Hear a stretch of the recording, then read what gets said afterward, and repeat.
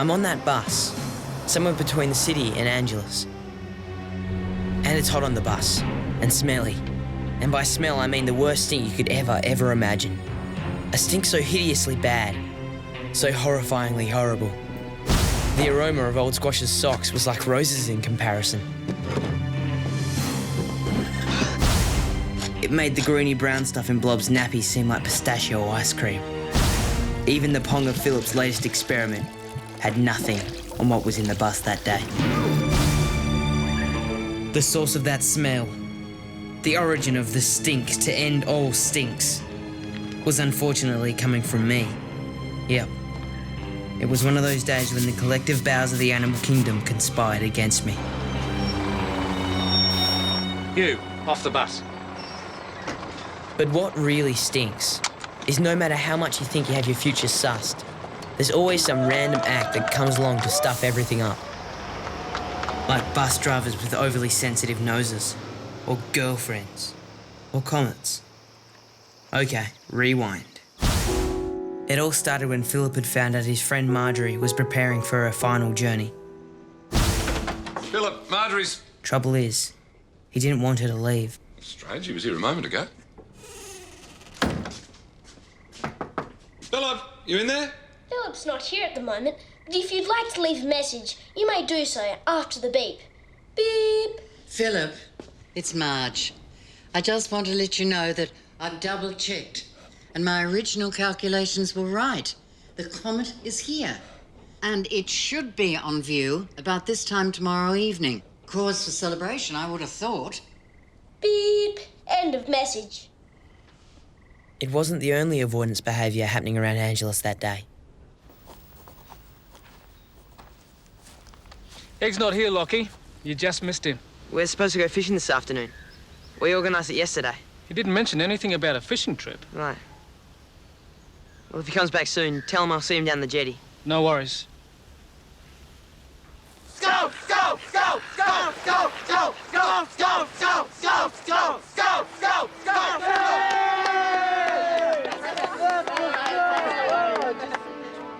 Somehow, somewhere along the line, the future decided it was time I lost my best friend to Curtis. How did that happen? Why didn't I see that coming?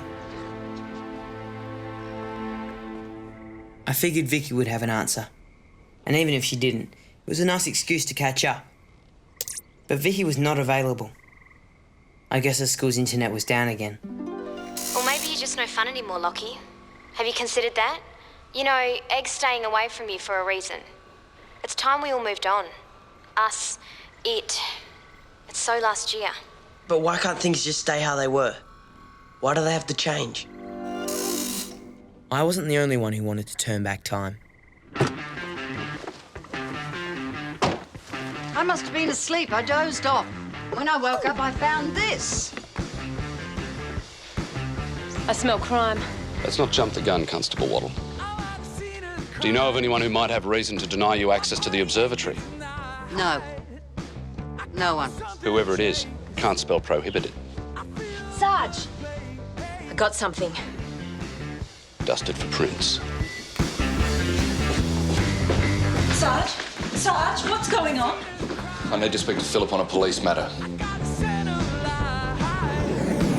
I smell guilt. Philip, spell prohibited. Prohibited. I, not A. I'm a man of science, not letters. Empty out your pockets. You don't have to do anything without a lawyer present. Joy, don't make this any harder than it needs to be. It's okay, Mum.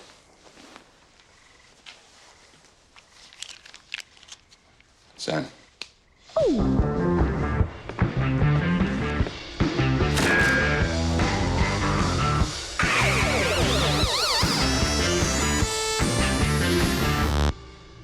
Philip Leonard, did you willfully seek to bar Marjorie Beaumont rightful access to her observatory using physical means, including police-issue tape and the padlock I'm holding in front of me? You don't have to answer that. Yes. Can I ask you why you did this? It's my understanding that there is a comet approaching Angelus. Is it also true that once this comet is sighted, a certain local astronomer, namely Marjorie Beaumont, will leave this life for good, having completed her life's work. Yes. I would like to warn the prosecution that if he doesn't let my client off with a warning, well, he can jolly well fix his own dinner. I think this case requires further contemplation. I would like some one-on-one time with the offender. See the sand, Philip? See how some grains of sand get washed up? And some get washed away? And some just stay where they are until a wave comes and then the whole process happens all over again? What's your point? My point is, life is always changing. Nothing stays the same forever. Well, that's not fair. Just because Marjorie's leaving Angelus doesn't mean she's leaving us forever. You'll meet again, in some form or other. I think the word you're searching for is reincarnation, Sarge. The jury's still out in that concept. Say Marjorie turns into a dolphin or a saber-toothed tiger. That's not much use to me. I can't speak either language. Unless you're a dolphin or saber-toothed tiger when you meet again. Like I said, the jury's still out. Let me try again. Let me call on the power of rejuvenating verse. Evolution by Langdon Smith. When you were a tadpole and I was a fish in the Paleozoic time, and side by side on the ebbing tide.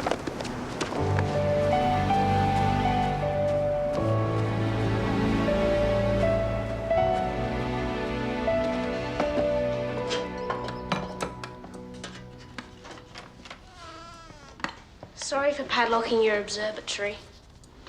Don't be sorry. I understand. You're upset because I'm leaving. Why does it have to be so soon? Why can't it be next week, or next month, or next year? That comet has my name on it. It's taking me on my next journey, and I couldn't miss it even if I wanted to. Dear boy, we will meet again. That's what the Sarge reckons. Wise man, your dad. Worth listening to. Before I go, why don't we have a picnic together? Let's make a real splash of it. Don't expect me to be in the real party mood. I really need a rest. You better get going home. I want to stay with you. Philip, I need my rest to get ready for the party. What should I bring? Just yourself. And if you happen to have a wheel of Roquefort cheese, bring that along as well. Rocker what? It's a fine French blue cheese with delicate character and piquancy. I've only ever tasted it once and I'll never forget it. I'd love to taste that cheese just one more time before I shuffle off.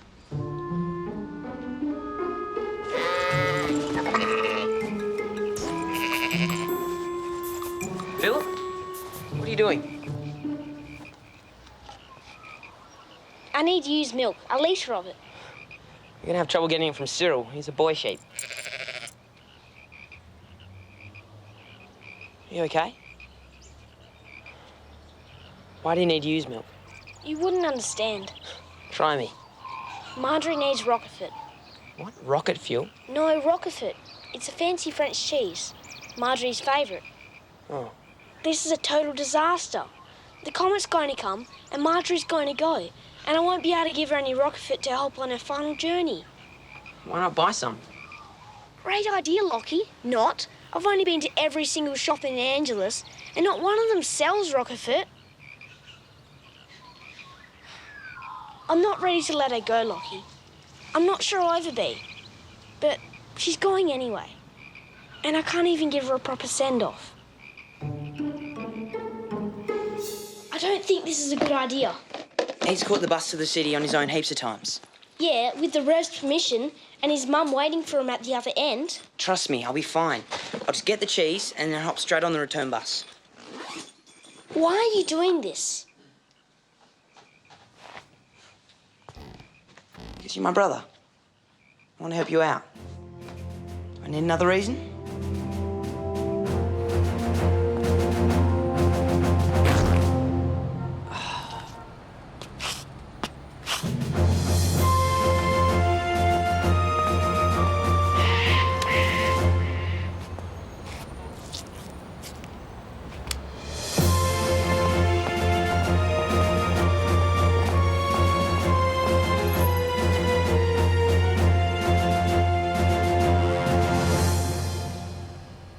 How much for that wedge of Roquefort? Roquefort. All right, Roquefort. $74. But that one there. Cheaper, $36.80. That's crazy. I don't have that kind of money. Wait. How much can I get for this? Out. Luckily, Philip was working on a backup plan. He wasn't letting a lack of proper ingredients get in his way. What? It's Croquefort. No, it's Roquefort. Roquefort. Whatever it is, it's alive. Look, it's moving. It's a live culture, Joy. It's a little too alive for my liking. You sure this thing's safe, Philip? Bet my life on it.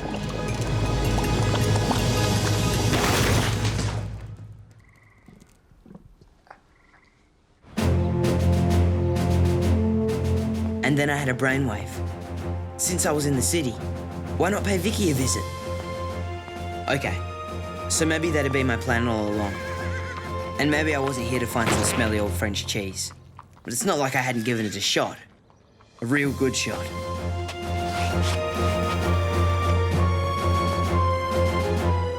Suddenly, there she was. Vicky Street. What a vision of loveliness. This is weird. But I guess there's probably loads of reasons why there's a bunch of boys playing footy in an all-girls ladies' college. They're probably poor boys, from underprivileged backgrounds, whose schools are without facilities like footy ovals. There she is, being nice and supportive to one of the underprivileged boys. That's Vicky all over. Suddenly, the idea of meeting up with Vicky and her newfound friends, smelling like I did, seemed like a pretty dumb idea. Lockie Leonard. So I did the only sensible thing I could do.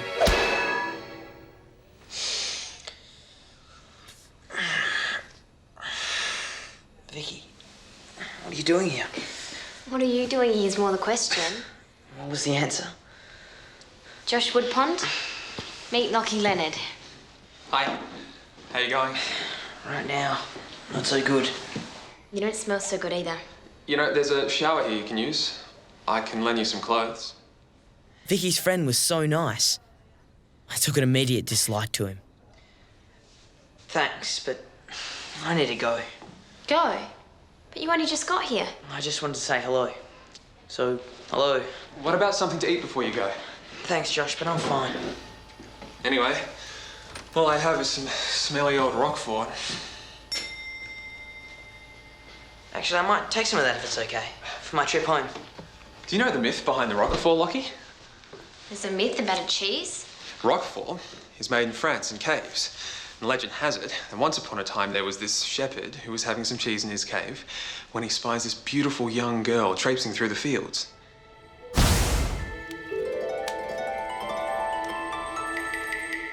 He was so taken by her beauty that he dropped his cheese to the floor and ran out after her. And when he returned, he found that his cheese had gotten all moldy. But he took a bite anyway, he was that hungry.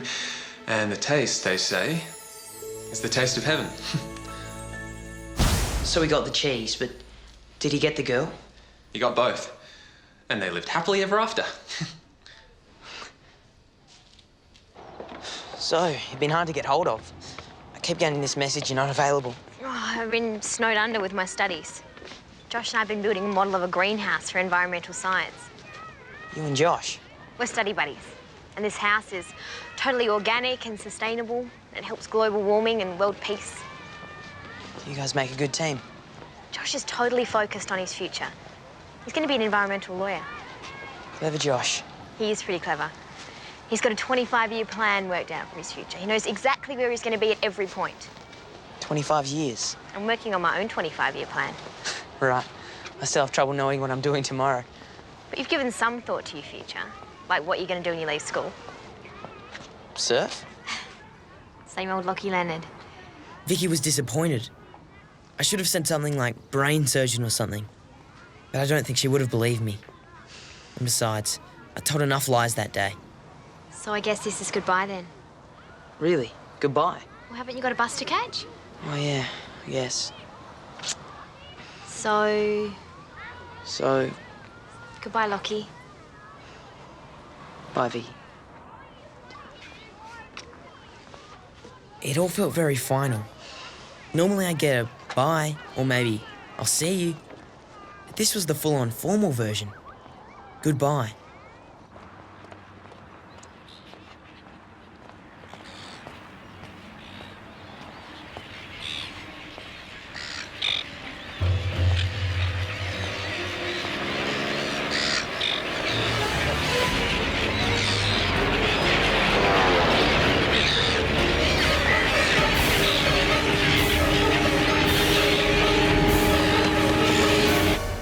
Yep, today was one of those days that just went from bad to worse.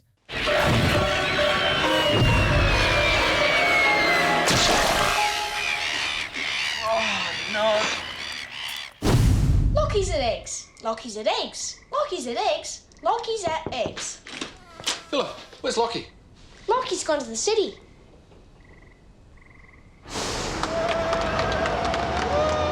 So here I am, back where we started.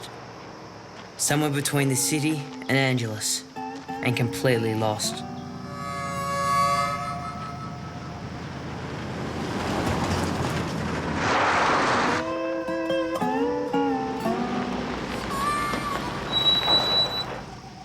Absconding without parental permission. Lying. Conspiracy to induce others to lie on your behalf. Offences under the Olfactory Act. Sorry, Sarge, won't happen again. Anything else to report? Just had one of those days that goes from bad to terrible. Thing is, Lockie, without a bad day, how are you ever going to be able to measure a good one? You see, life is mostly in the middle. Not too many highs, not too many lows. So you should be grateful you had such an unmitigatedly terrible day. It means a great day is just around the corner. Yeah, well, I'm due a corker. What happened? Egg has a new friend. And I think Vicky and I broke up. Ouch. The double header. What did she say? Goodbye. It was the way she said it. That and the fact she's got her whole life planned out and I don't fit into any of it.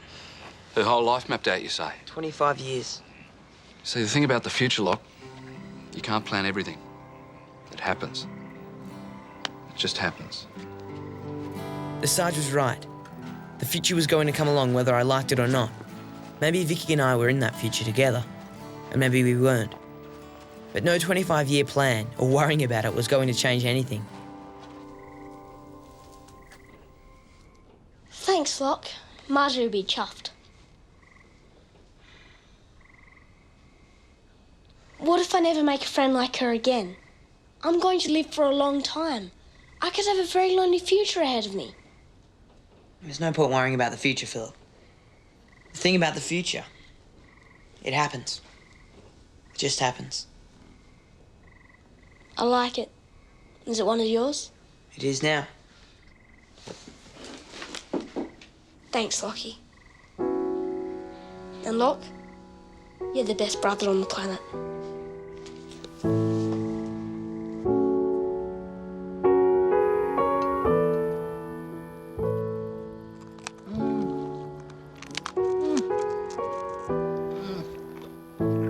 It's disgusting.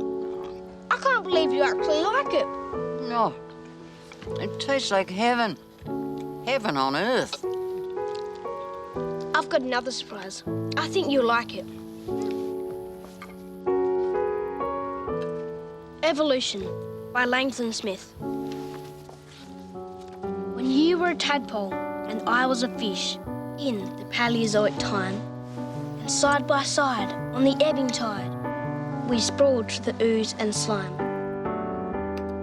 Or skittered with many, portal flip through the Cambrian fen, my heart was rife with the joy of life. I loved you, even then.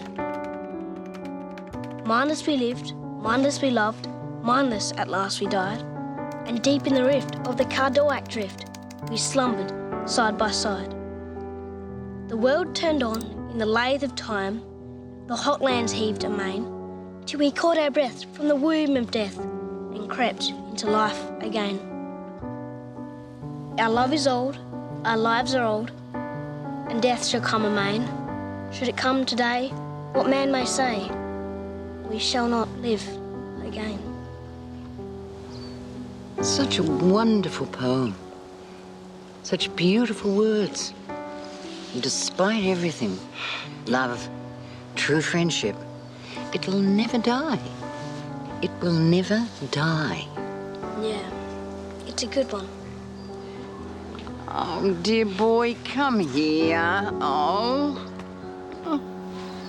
Well, over the airwaves tonight, sailing by love, lonely light. Well, isn't it blue, or is it the side? Several days later, after finally letting go, Marjorie rode her comet back to the stars. Asleep in perfection. Asleep in perfection. There it goes now, almost out of sight. You get naming rights if you're the one to discover a comet asteroid thing, you don't you? Yes, Lockie, I get naming rights. So what are you going to call it? Well, it's a she for starters. So what do you reckon? Directed